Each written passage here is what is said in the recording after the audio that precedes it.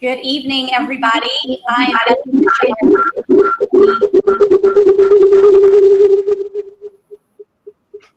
going to mute everybody's microphone right now. Can't hear me for some reason. Okay, if we can get through this technically, this will be a great thing. With so many people. So thanks everybody for joining us and welcome to our weekly virtual series, Women on Wednesdays. Whether you are watching on Crowdcast or on Facebook Live, we are glad that you could join us this evening. So to those of you new to our events, WPI is a nonprofit and nonpartisan institute in AU's School of Public Affairs that aims to close the gender gap in political leadership. And we offer academic and practical campaign training and research and discussions like this, women in politics. So with less than a week until the election, we wanted to focus on the importance of women voting and actively engaging in the political process. And there's a terrific new documentary film that focuses on just that. It's called Resisterhood, and it examines the power of women, hope, and resistance in modern American politics. And we're super excited to have with us the producer and director of the film, CJ Crim, and three of the several inspirational women activists that she spotlights in the film. Joanna Lohman is women's soccer fans will probably recognize her from her many years with the Washington Spirit and the U.S. women's national team. Today, she is a professional speaker, human rights activist, and a sports diplomat. It sounds like a really fun job. Mimi Hassanein is from Egypt and became an American citizen in 1971. She is the grandmother of 15 and says the most exciting day of her life was seeing her name on the ballot. And today she represents the Montgomery County Democratic Central Committee. And Margaret Morrison is a retired public school educator and civil rights activist who got her start marching alongside John Lewis and Martin Luther King Jr. from Selma to Montgomery. And today, she says she has been to 90% of the marches in DC and, quote, will be a political activist until the day I die, she says. So thank you all for being here. Before we start, I want to let you all know that we're going to save some time for questions. So if you have a question for any of our panelists, please go to the bottom of the screen, the Ask the Question tab, and you'll be able to type your question in there, and you can also upvote other people's questions that you might be interested in. And if you miss any of this discussion or you want to share it with friends, the replay will be available at the same link that you used to register for the event. So welcome to all of you. Thanks for being here. CJ, I want to start with you to give us an overview of the film.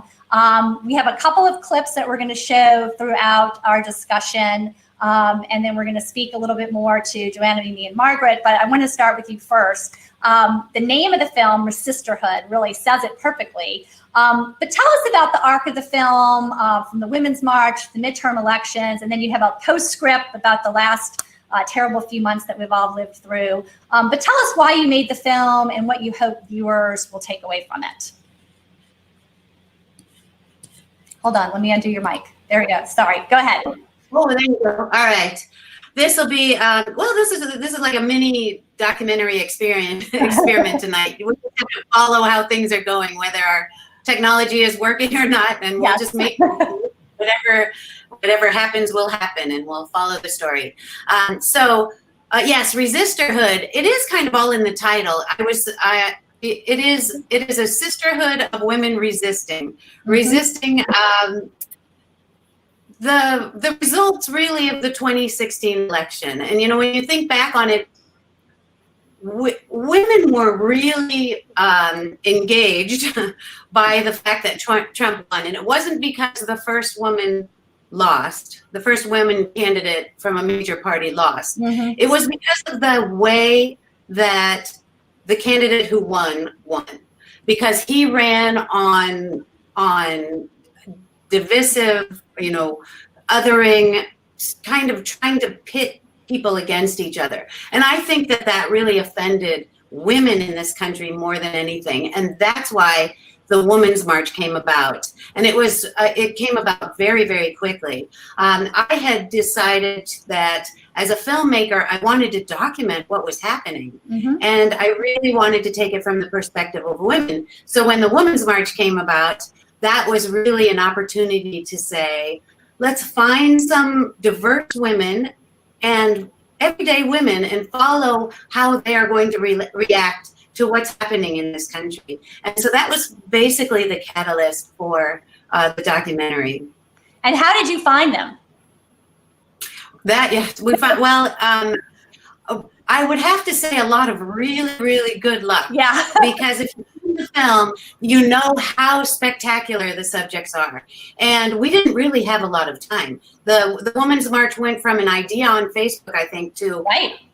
hundreds of thousands of people on the streets in like a month. Right. And so we just started, I was working with somebody, we just started asking everybody and, trying to find people to represent the groups that we thought had been particularly called out by Trump when he was a candidate. And so we found everybody in a little bit different way. Joanna, we found on a zipline course, 60 feet in the air. Mimi, somebody told me, Mimi will be a great person to tell you a good Muslim woman to follow. Well, it only takes a few minutes with Mimi to know Mimi is a Muslim woman to follow. And I knew her through our museum in the town where I live. And oh gosh, Margaret, she was actually the aunt of someone who worked at the school my kids went to. And so it was just talking to people. Yeah. And Congressman Gutierrez and his wife, I found on Facebook. I was watching on Facebook and the Congressman Gutierrez was the first congressman to say he wasn't going to the inauguration. And so there was this little clip from C-SPAN where he's on the floor of the House. And he said, I told my wife I'm not going to that man's inauguration. I'm coming home to Chicago. And she said, oh, no, you're not. We're going to be in Washington. We're going to the Women's March. So I thought, I want that couple. Mm-hmm. And he was great throughout the film. He gave you a lot of access and time, which was terrific. Yes, they were all very, very generous. I don't think they knew what they were signing up for. They didn't think I was going to be following them with a camera for over 2 years. But they were all so generous and wonderful. And they made creating the documentary so easy because that's who they are. I didn't have to create, what you see is what you get. Just these tremendous, amazing, amazing people. So I want to bring in Joanna first, and I know we have a clip from the documentary that sort of introduces her a little bit. But do you want to set us up on that clip a little bit, CJ, and then I'll share my screen while you're introing? Yes, this Joanna, this is a clip that I sent to you not too long ago, and this is in the beginning when we really meet Joanna, and she takes us into her home with her parents, and we talk to her parents, and Joanna and her mom kind of talk about her coming out story. Okay, great. I'm going to play a clip of that, and then we'll talk to Joanna.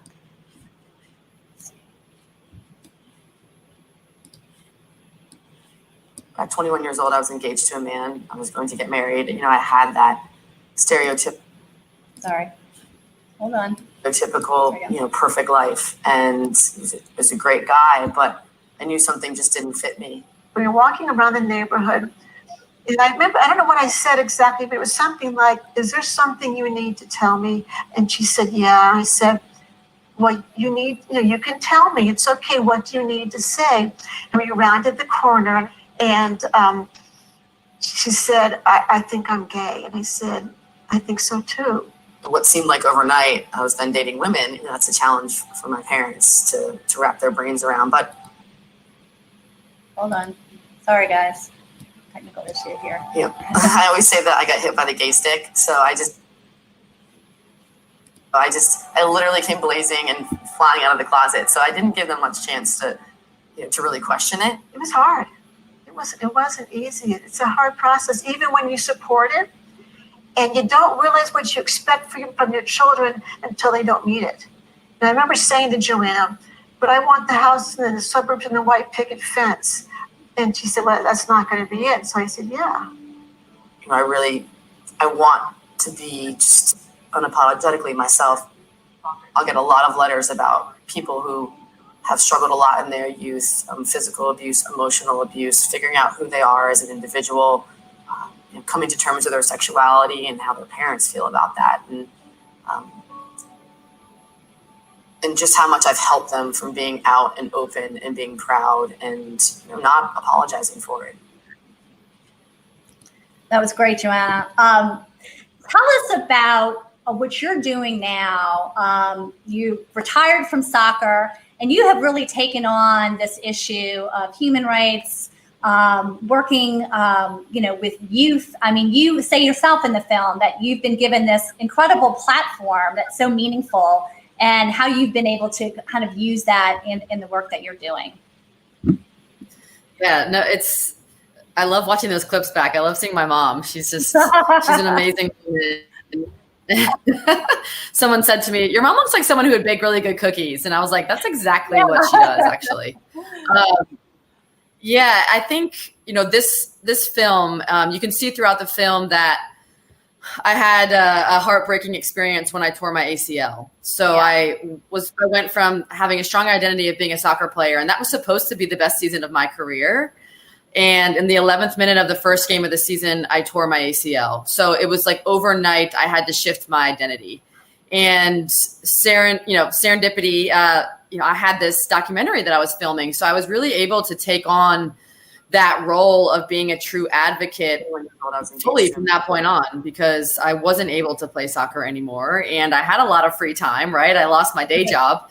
So having that motivation with CJ and with Resisterhood to really get out on the streets and really use my voice in a stronger way. I had always organically been out and proud, and I got incredible responses from so many kids who wanted to be professional soccer players, from fans, about how much just being an authentic soccer player and being proud of who I was meant to them. And then I was able to take it to that next step. So it felt really fulfilling and valuable for me to always get that positive feedback of how much I'm making a difference. And then taking that, not just domestically in the United States, but taking that globally and being able to really expand my voice and get perspective of how, a lot of women live around the world, because I felt safe being gay in women's soccer. It almost comes hand in hand, and, nobody really discriminates against you within the United States if you play women's soccer. But as soon as you go out of our country, you can see that there's so many women who are silenced, especially LGBTQ women. And it was really important for me, as I say in the documentary, to be a voice for all of these women who are forced into silence, and to really help people feel comfortable in their own skin. So taking on a bit of risk myself with the way that I look, the way that I express my gender, hopefully makes someone else who walks behind me more comfortable and safer, because they've already seen this little mohawked lesbian walk through their front door. So hopefully the world is a bit more understanding and a bit more accepting of people who look different from them. And in the documentary, you call yourself DC's official hype girl, which I love, because, not only are you out there, walking in marches and protesting and being active, but you're up there leading on a microphone. Yeah, I was so nervous that day when I made the speech that you see in the film. And, it was the second Women's March. So people were expecting to march at a certain point, and the speeches had run way over. So I was one of the last speakers. And as you saw, I completely ripped up my speech because I really felt like it was going to fall on deaf ears, because people had been standing for so long. And it was almost a blessing in disguise, because I was so nervous to give the actual speech. So then to get up there, rip up my speech, just chant Beyonce lyrics. It was like my perfect role, right? So I was thriving in that role. And it made the adrenaline pump through my veins when they announced my name. You could hear the reaction from the fans. I was already taken aback. And then to really get to initiate that march was a super special thing for me. So what does your future hold? Do you think you might want to run for office yourself someday? That's a great question. I'm gonna say yes, but probably not for a little while. I think I still have a lot of work to do on the ground here. I've actually just finished writing a book, which will come out next spring. So I can add that to my resume and continue my advocacy work and activism, and then get into politics when my skin is like really, really thick. You know, it has to be the right time when you're ready to hit your head against the wall a lot. So I'm not there yet, but I'm hoping to be there, maybe in the next decade or so. You can take lessons from Mimi. Yeah, exactly. Exactly. I want to bring in Margaret. Let's see if we can get her in here. There she is. And play a little clip from the documentary where, you tell us about it, CJ. Set it up a little bit and let us give us an insight on what we see. Yes. So this is a clip. Everybody who sees this always, at least many people who have seen this little section of the film always remark about the fact that Margaret has an Obama room, something that we all should have, I think, but it's just one of those things that that I didn't know about. It's in Margaret's basement, and I guess we were just talking at some point. I think maybe I was talking to her niece, actually, Adrian, and she said, "Did Margaret show you her Obama room?" And I'm like, "No, but she better." And so it's just one of those delightful pieces of Margaret. This is Margaret showing her grandnephew Dallas her Obama room. Who is the cutest little thing too. I just love seeing him. Okay, let's see if we can play this here. Dallas, I don't know if you've seen my Obama room. Everything you see here in this little area represents my devotion to maintaining a history that no one foresaw coming, and yet it was here. It was a proud day for a lot of us. Here are his picture. I never thought in a million years that white America would vote for a black person. At last, a worth of an individual, a worth of a race is being acknowledged. And that's how I felt. Still feel that glow.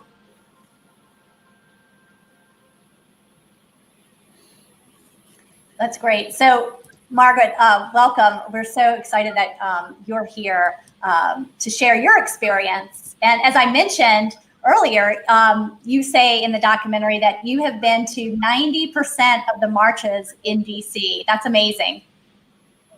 That is correct. Feedback from you, Margaret. So I'm not sure what's going on with your audio. Let's see. Do you have two windows open, maybe? No. I'm getting a big echo back from you. It's the same as we had when we were talking to Okay, I'm going to suggest, Margaret, that maybe you dial back in, because I'm getting a lot of feedback from your mic, and I'm not sure why. So can you dial in, and in the meantime, we'll go and we'll talk to Mimi, and then we'll come back to you. I'm going to close. That's too bad. It's never easy, right? Never easy. So we have, let's see, let me pull up Mimi's little clip and tell us a little bit about Mimi, and we'll play her clip, and then hopefully we'll get Margaret back in the meantime. Yeah, so this clip comes right after we see that Mimi has decided to run for office, and she's knocking on doors. But what we don't know is the fact that Mimi was the victim of hate speech after Trump was elected. And so this kind of starts with when she reveals that.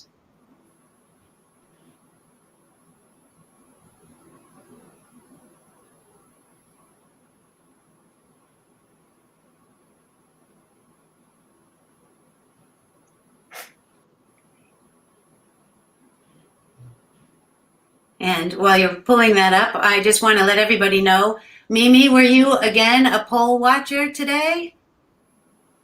Oh, wait, you're not, your microphone is off. There you go. Yes, I was. I was a poll watcher again today, and there was so many people coming, and my baklava story, I was determined that to talk to those Republican people and say, regardless of our political views, we got to learn how to respect one another as a human being. And I offered them baklava. They took it. And then the lady came back with a can of Diet Coke. She said, here, please enjoy the Diet Coke. So, I mean, it was just, it was just, I wanted to let them know, regardless of our political views, we need to learn how to respect one another and open our heart and don't stop this race issue. Racism is embedded in the system. And I am determined, and I'm going to do my best to really make sure that everybody is being treated the right way, because you can have a choice about your religion. You choose your religion, right? Or whatever your beliefs are. But you don't have a choice of your skin color or what you look like. God created you that way. So why is the system treating me different? It's not going to end unless we open our mind, open our heart, and respect each other as a human being. We got to remember, one day when we go under the ground, God is not going to ask you, did you have American passport? You're going to heaven. If you have Egyptian passport, you're going to hell. No, he's going to ask you, have you done what I told you to do? So whatever your beliefs are, or if you don't even believe that there is God, open your heart, open your mind. Let's build the bridges so we can treat each other as a human being. Yes, and I don't know where Betsy. Hopefully, she's in New Orleans, and I'm back. Are you I'm there? back. Okay. I'm back. Can you hear me? Yes, we can hear you. Can you hear me now? Yeah, I'm in New Orleans in the middle of a hurricane, so I think I got knocked off, but I'm back. So I do have Mimi's clip I'm going to play. Hopefully this will work here. Let me play her clip. Okay.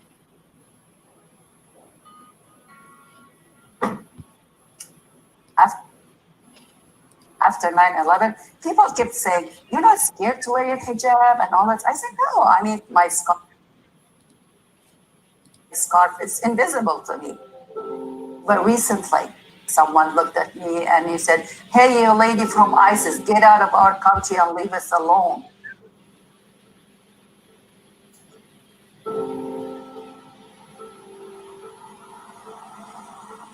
I feel so bad now that I have to take my scarf off when I'm driving my car because I'm scared about my life. That happens to me in an area where I felt safe, then what would happen to me in an area where nobody knows me?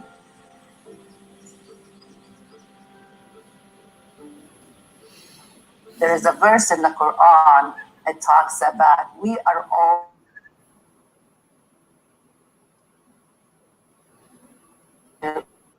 get to know one another.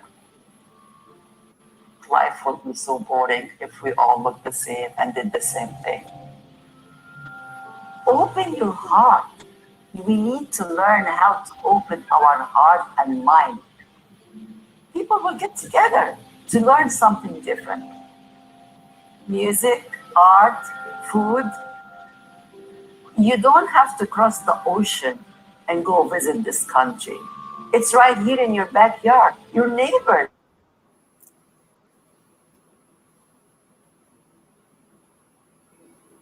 Or like baklava. They're across the street from you.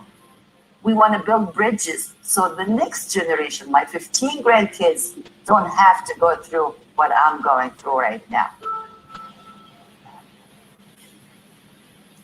So Mimi, you mentioned in the clip baklava.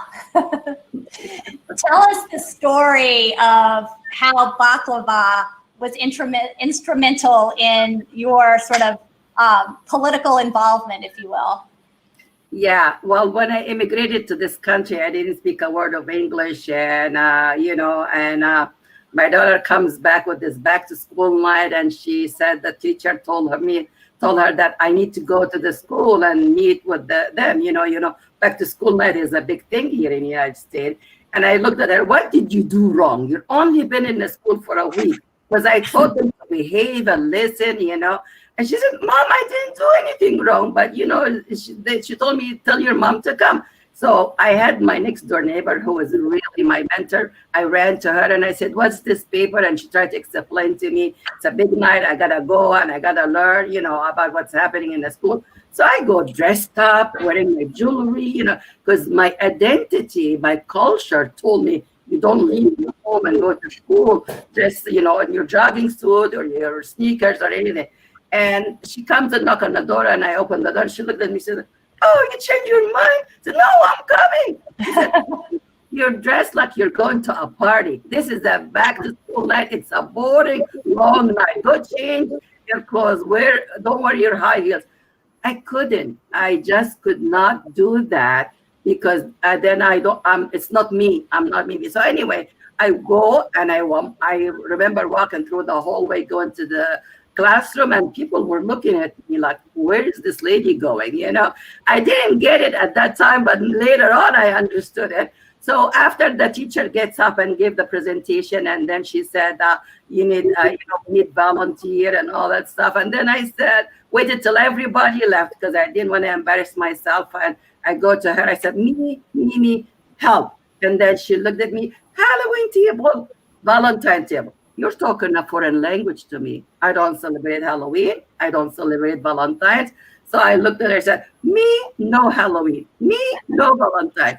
So, you know, you can tell from body language, what am I going to do with this lady? So she rubs her hands like this and she said, okay, library, books, library. Tomorrow, library, books. So I said, okay, I come tomorrow, library, books.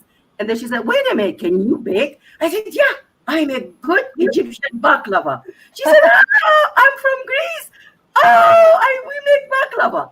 All my broken English came out like, oh my gosh, you know, I don't know where I found those words.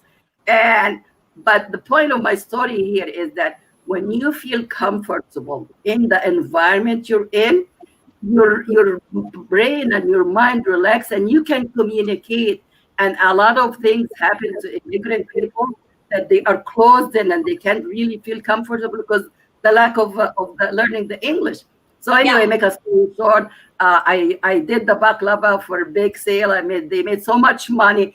After my kids graduated, they called me, Miss Mimi, can we have your baklava? So that's my baklava story. So that's why I said food and art are universal language, because you can strike any conversations with anybody with that. You don't need to get in politics, but connect on a human being level. So that's the story about my baklava.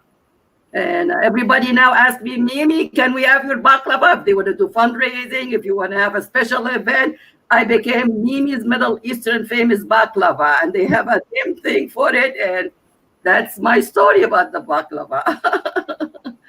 So, hey, Betsy, I don't know if you were on when Mimi just said she's a poll watcher, and she was out today, and she brought baklava to the polls today for early voting people, and she was handing it out to everybody, and the Republicans as well as the Democrats. Everybody likes me. Everybody, and this lady, yeah. They start asking me, "Oh, where is it?" I said, "I'm from Egypt." It's like I said, food is a language that you can talk with anybody about. So. Yeah, I was real. I almost cried when this Republican woman brought me the drink. You know, she said, "Here," and I love cooking just like you. So, get into politics.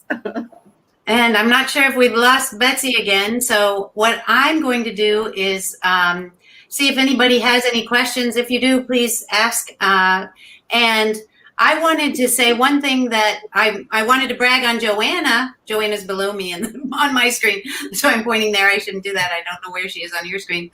But one thing that we had to change the end of the film, but I had actually shot the endings of the culminating the stories of everyone.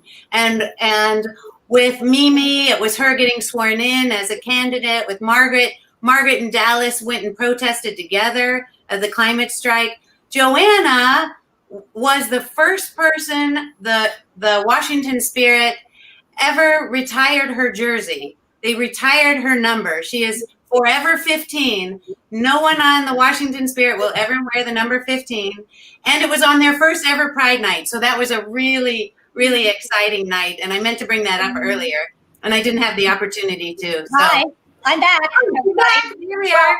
I'm literally in the middle of a hurricane in New Orleans, and all the Thank you, lights. Cheryl, for that plug. Love it. Yeah, all the lights just went out, and then they came back on. So hopefully, I'm here for a few more minutes. Sorry, thank you for taking over, CJ. We're making it work. We're gonna make it work. So I don't know if I told people to put questions in. I don't know. Good. Yeah, we have questions. So let me read some of these while I still have electricity. Let's see. This is from Caitlin. Women have shown up in the past 4 years via marches, activism, and the polls. What do you think we can expect from women in the ongoing 4 years, and what do you hope will happen? I don't know who wants to take that. Margaret, are you? I'm here, but can you hear me? Yes, we Yeah, can. we can hear Yeah. you. We hear from Margaret. Oh, good, Margaret. Yes. I believe that we will find a continuation of women in the street from now until we achieve what we set out to do. And I believe that it's ongoing, just like fighting for justice and equality is a never-ending thing. I believe that people in the streets protesting what they believe, what they know to be illegal, immoral, and unequal justice because of a person's skin color will continue to be a real issue, but we're going to solve it. As Joanna said, we are in this together. As Mimi said, we're in this together. That's why Resisterhood came into existence, to fight for what is correct in a world in which we claim to be a representative democracy. And I believe women are going to carry that burden. And it is a burden because it's not something you get up and do easily. It's a continuous and ongoing thing. And as I speak from a long history of violation of the human Black body, I can see changes in that direction also. So yes, women are going to be on the street. They're going to lead as they have always done. Sometimes they're leading, but they're not out front. Their loved ones, their husbands, or their men folk are out front in the old days. Those days are changing, and women are now in the forefront. Think of the Black Lives Matter movement. Think of the Women's March. Think of what happened in 2018 with all of those women being elected to government positions. That's going to continue. It's going to continue in just watch until November 3rd is over. Going to be surprised at the number of females who will continue to hold posts in the United States government and in state houses around the country. Then I want to go back to an earlier, the clip you showed with the Obama room, because for me, the Obama room takes me back to 1619, which is the beginning of the slave trade in the United States. And so that room signifies more than just the pictures on the wall. That room signifies more than just what you saw. It's a combination of genealogy history, American history, African history, and my personal history, all in one little small space. And because I am a scrapbooker and a genealogist, what you find in the rooms, Cheryl didn't open all of the books, but it's the history of my family, my mother's and my father's, from as far back as I could take it into the mid 1700s into the present day. And this is what I'm bequeathing to my nieces and nephews, the young man you saw in the film, Dallas. They have scrapbooks because I made it for their parents also. So when I think about what's happening, I think about the Black women from long ago in the forefront, seeking justice all of their lives. I think of the 1950s and 1960s. We're all out on the street marching for human rights and for equality. And I think of what's happening today in 2020. I think so many white people who are out in the march with Black people. And believe me, that has not happened in the past. That gives me so much hope. And I see Mimi striving to be one of those people who, with her baklava, is going to make sure that we all come together.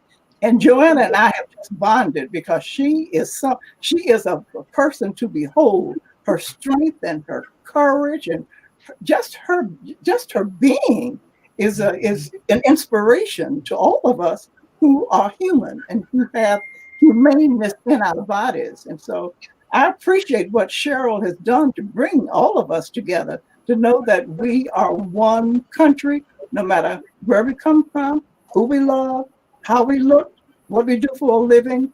We are in this thing together.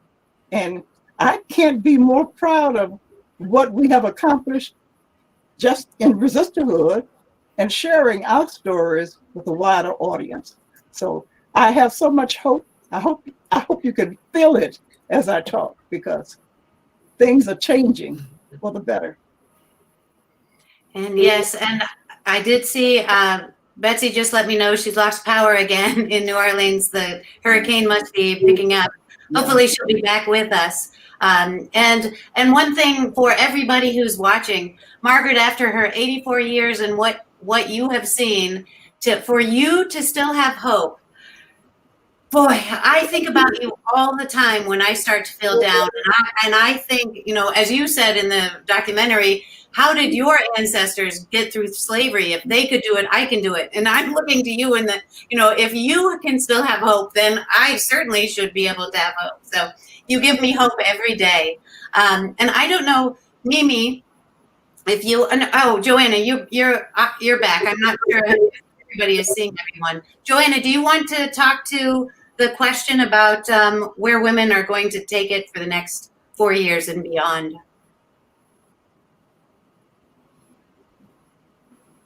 Joanna, can you hear me? Can you hear me? Yeah, there you are. I can hear you. Okay. I can hear you. This has been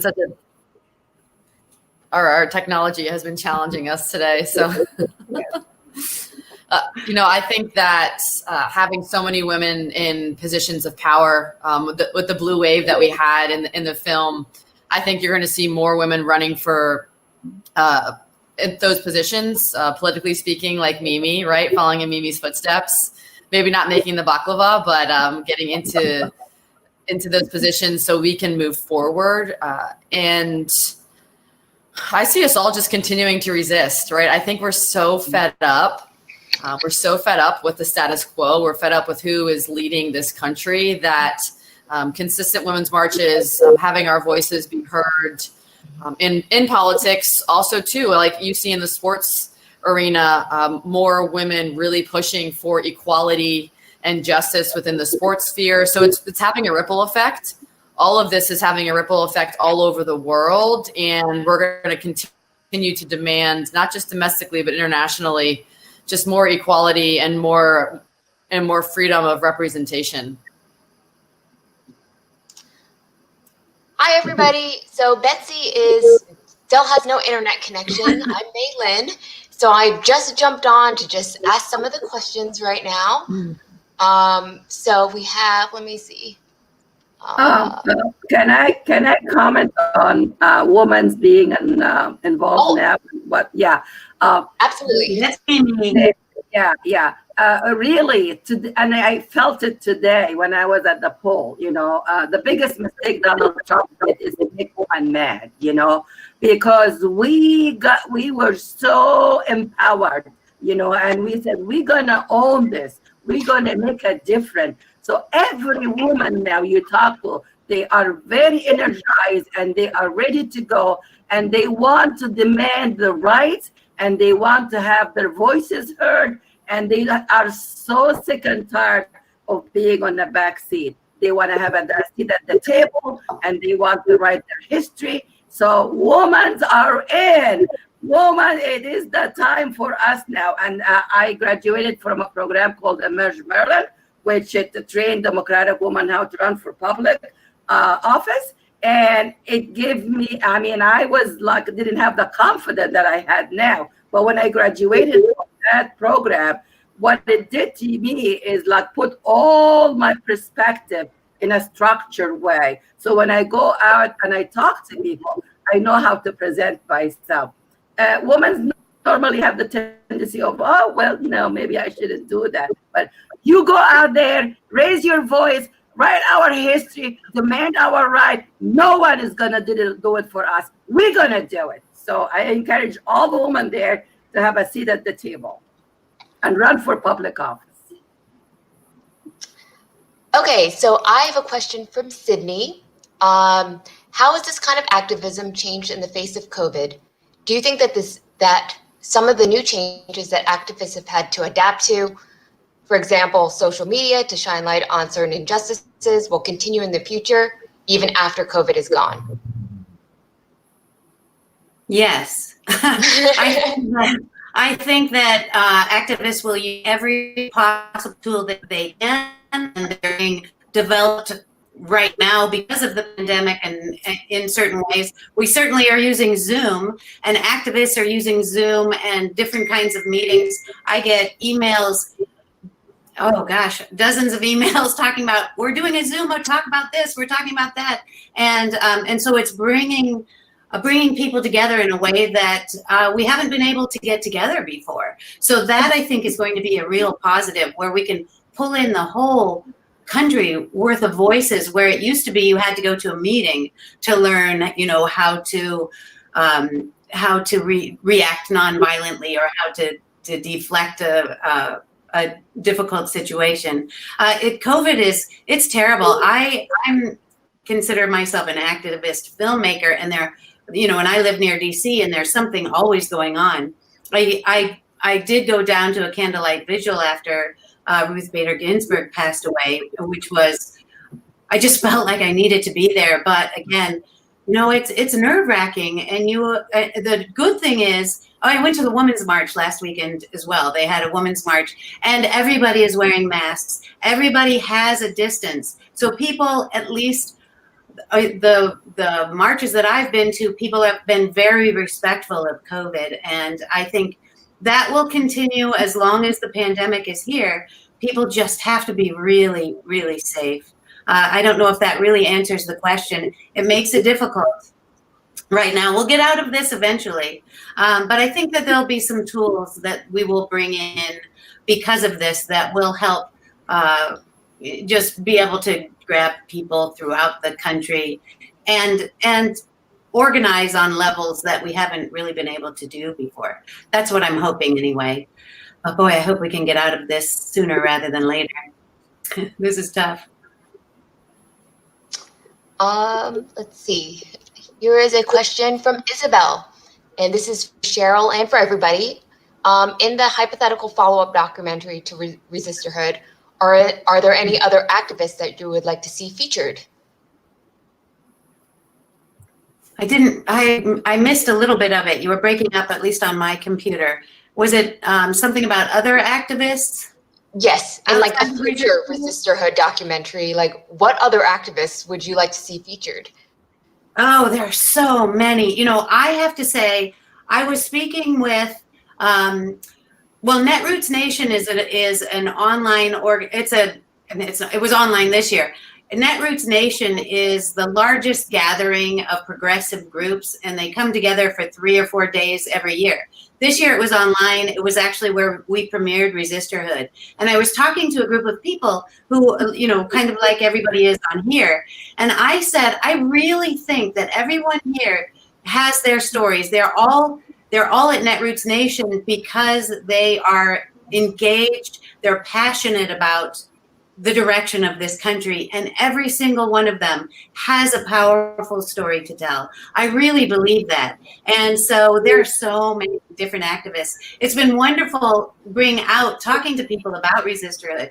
Last night I was on a panel with a state senator from Washington State. Her name is Mona Das. Remember that name.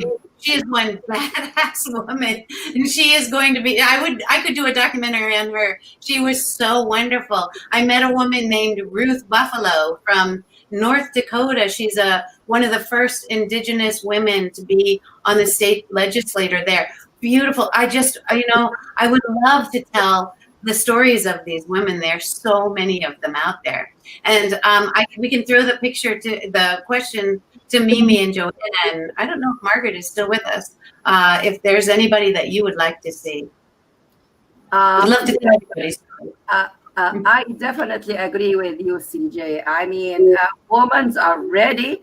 I think that COVID-19 gave us some more time to get organized and also put our perspective and go out and talk about our issues. We were living in a very fast life pace, and we didn't have time, but try to handle your kids and your household and your husband and everything else. It was so much, but now women are fed up. Are really fed up, and they want to see change. And look, the vice president is a woman. Who knows? Maybe we will have a president next time we run. So, women are not giving up. I mean, they're saying we're here to stay, and we're going to make a change. And maybe we will run the country in a better way. I don't know. It's just because we have the tendency of being peaceful, So that's just my own. We should get a shot anyway. We need to get the shot to see how we do. Yeah, I mean, this is just my own opinion. But I wanna comment on when you reach out, because why I am trying to reach out to the other side, the Republican, now, because I'm scared about what happens if we have him again. It's like, I wanted to let them know, no matter what the result is, please, let's get together and work together. Please, let's build the bridges and have a United States of America is the most powerful country in the world, right? So let's have that image again. That image has been destroyed so bad. And when I was talking to the gentleman, he said, you know what? I never heard somebody talking like you, because I was not attacking. I was trying to educate. Like I always say, education is your passport into integration. Carry your passport with you and educate. That's the only way we're going to win. And be proud of your history. I'd like to make a remark in terms of individuals being activists. I think each of us, no matter who we are or where we are, have a story to tell. And each of us is important enough to be able to tell that story. It's not just one individual in a Resisterhood film. We represent whole hundreds and hundreds of other people who believe, as we do, that change is on the way, hope is on the way, a winning philosophy of humaneness and integrity and decency is on the way, and we are the ones who can make it happen. Your vote counts, and for those of you in the audience who are listening, who have not yet made up your mind or who have not yet voted, please know that you are important. Your vote is important, and I encourage you to make your voice heard by voting. You do matter. You are important. One vote after another will make all the difference into how we wake up on November 4th and view the country that we all love. And so my encouragement is to do that. And I don't take one other comment. We all talk about what President Trump has done. I don't look at it that way. I look at it as what the Republican senators have permitted the president to do, because the president cannot vote on any of the issues the Republican senators could do. So as you go out to vote, and as you think ahead for the midterm elections that are coming in 2022, please don't sit at home and think that a midterm doesn't count. Midterms, in some respects, are more important than who becomes the president, because you're voting for governors, you're voting for senators, you're voting for all kinds of people up and down the ballot, your attorney generals. And these people make a difference in your day-to-day lives, right? In the city in which you live, in the states in which you live, and obviously in the country in which you live. So voting is a privilege, but it's also a right. And you should take advantage of it. Every time there is a vote, take a few minutes, learn what's on the ballot, and vote. It's as simple as that. You'd be surprised what can happen to our world if everybody exercised the right to vote. So does Joanna, anybody did you have? Nope. Yeah, I mean, my dog is currently biting me down on the floor. So this is, if he wants to come on screen, that's what he wants to do.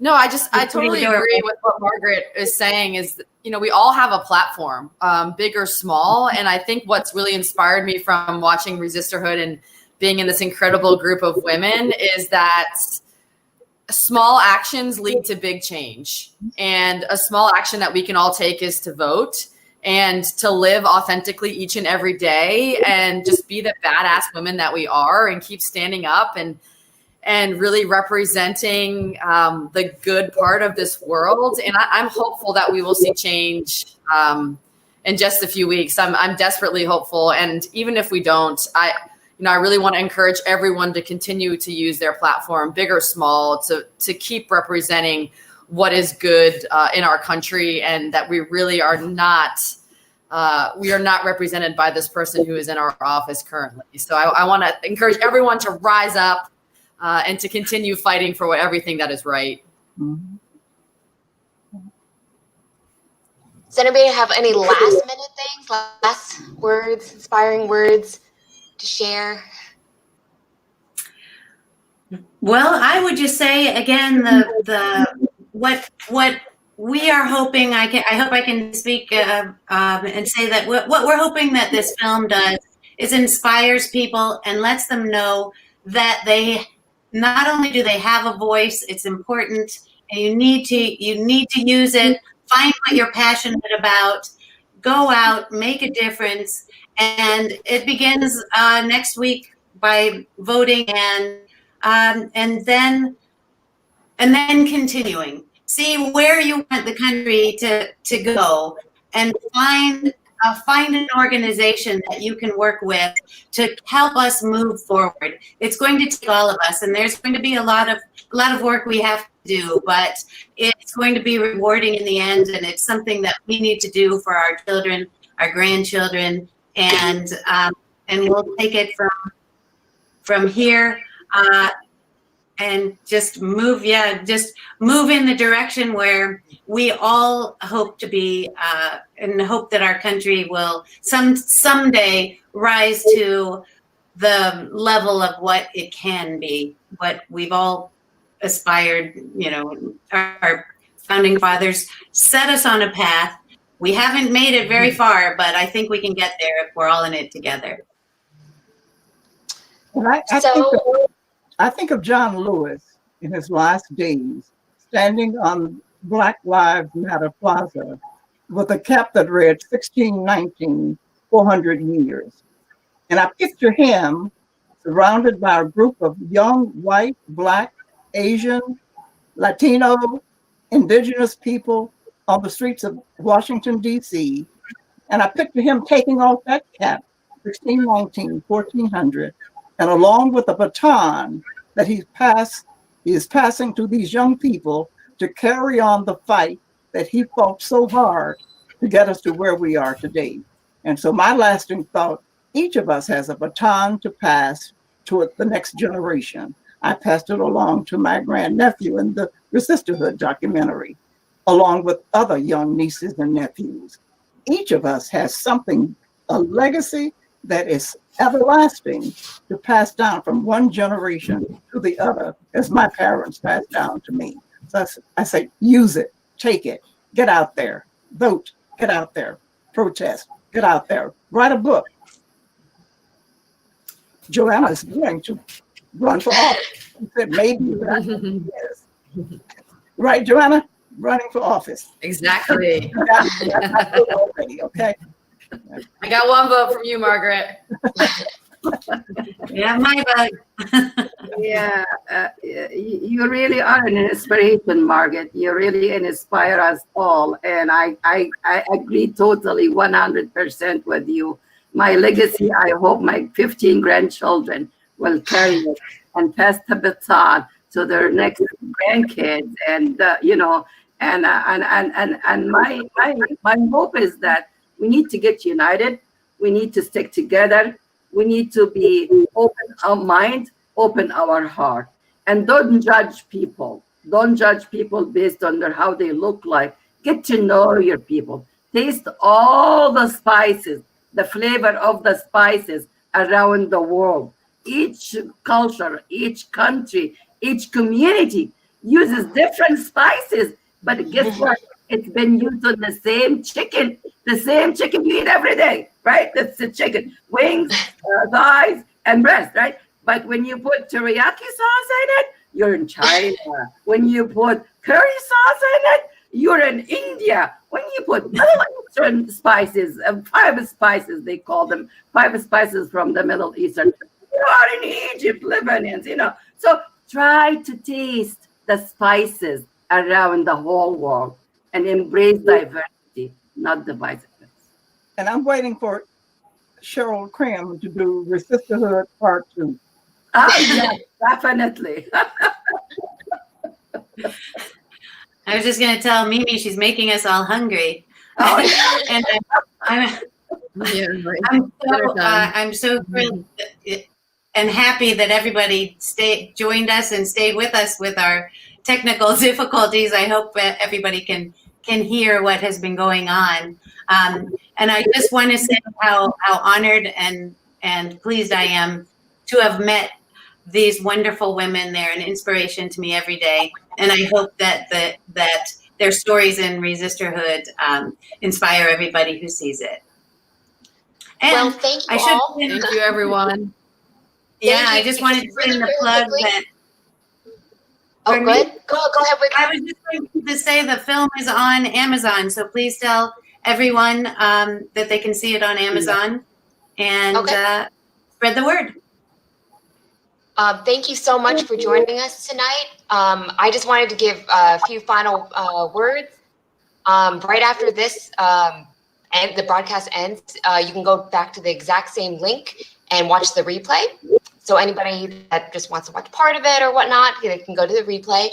And also just share our next Women on Wednesdays event. It's actually going to be on November 11th, and it's going to be a post-election analysis with the 19th Emily Ramshaw and Amanda Becker. So we hope you'll join us, and thank you so much. Thank you. Thank you for Betsy. Thank you. Yeah. Thank you. Stay safe, Betsy, and everyone. Good night. Be well and be hopeful. Good night. Good night. Good night.